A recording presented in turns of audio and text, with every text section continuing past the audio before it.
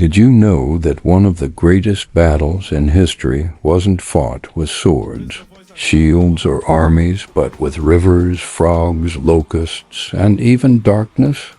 A battle that shook the mightiest empire of its time and humbled a king who thought he was greater than God?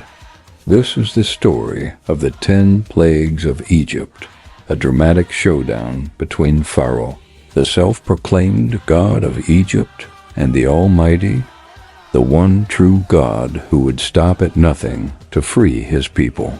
But here's the question: why would Pharaoh, after seeing plague after plague devastate his land, still refuse to let the Israelites go? And what can we learn today from his stubbornness? Let's dive in. Moses was chosen by God to deliver the Israelites from slavery. Standing before Pharaoh, Moses boldly declared, "Let my people go." But Pharaoh laughed. He thought Moses was a fool. Why would he release over 1,000,000 slaves who built his empire? So God began his response. The first plague: water into blood. The lifeline of Egypt, the great Nile River, suddenly turned into blood. Fish floated lifeless, the stench filled the air, and the people had no water to drink. Imagine the panic. But Pharaoh's magicians imitated the miracle, and Pharaoh's heart grew harder. He still refused. The second plague: frogs. Suddenly frogs invaded Egypt. They were everywhere inside beds, ovens, and kitchens. Imagine opening your pot of stew only to find it filled with frogs. Pharaoh begged Moses to pray for relief, promising to let the Israelites go. But the moment the frogs died, Pharaoh changed his mind. The third plague: gnats. Dust across Egypt turned into swarms of gnats that bit both man and beast. Pharaoh's magicians tried to replicate it, but they failed. They whispered to Pharaoh, "This is the finger of God." Still, he would not yield. The fourth plague: flies. Swarms of flies darkened the land. Yet in the region of Goshen, where the Israelites lived, there were no flies. God made a clear distinction between his people and Egypt. Did Pharaoh finally see the truth? No, his heart hardened once more. The fifth plague: livestock died.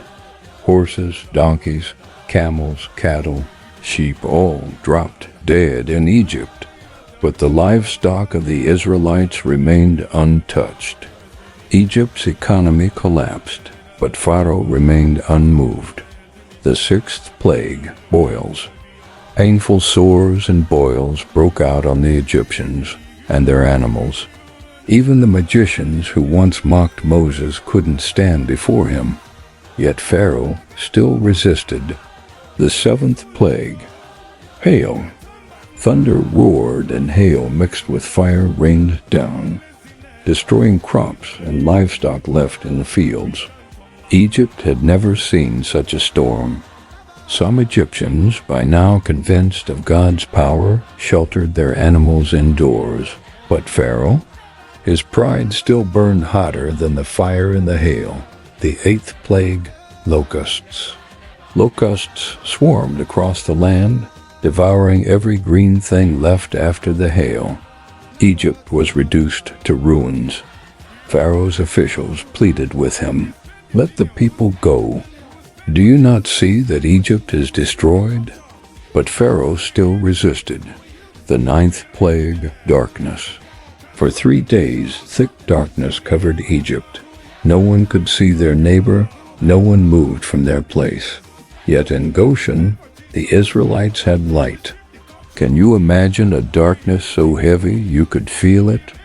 A darkness that mocked the sun god Re, one of Egypt's greatest deities? Even then, Pharaoh hardened his heart. And then came the final plague, the 10th plague: death of the firstborn. God warned that at midnight, every firstborn in Egypt would die, from Pharaoh's son on the throne to the firstborn of the prisoner in the dungeon. But among the Israelites, those who marked their doors with the blood of the Lamb were spared. That night, cries of anguish rose across Egypt. Pharaoh's pride was broken at last. He summoned Moses and shouted, "Go, take your people and leave." After 10 devastating plagues, Israel was finally free. But here's the question: why did it take Pharaoh so long? Why didn't he surrender when the Nile turned to blood, or when his land was overrun with locusts, or when darkness swallowed his kingdom? The answer is pride. Pride blinded Pharaoh. Pride hardened his heart, and pride destroyed his nation. And isn't that a lesson for us today? How many times do we ignore God's warnings in our own lives? How often do we hold on to our own stubborn ways, even when it's destroying us? Pharaoh thought he was a god, but he discovered he was just a man. He thought he was in control, but he learned that God alone is sovereign. So let me ask you, if God is speaking to you today, are you listening, or are you hardening your heart like Pharaoh? And what about the Israelites? They witnessed the mighty hand of God, the plagues, the power, and the protection. They learned that when God promises freedom, nothing can stand in his way. Here's another question. Which side would you have been on, the Egyptians who resisted, or the Israelites who obeyed? The story of the plagues isn't just history. It's a mirror. It shows us what happens when pride resists God, and what happens when faith follows him. So what lesson do you take from Pharaoh's downfall? What does this story teach you about God's power and human pride? I'd love to hear your thoughts. Drop your answers in the comments. And if this story inspired you, don't keep it to yourself. Share it, subscribe for more captivating Bible stories, and let's keep learning together. Because the same God who parted the Red Sea and humbled Pharaoh is still the same God today.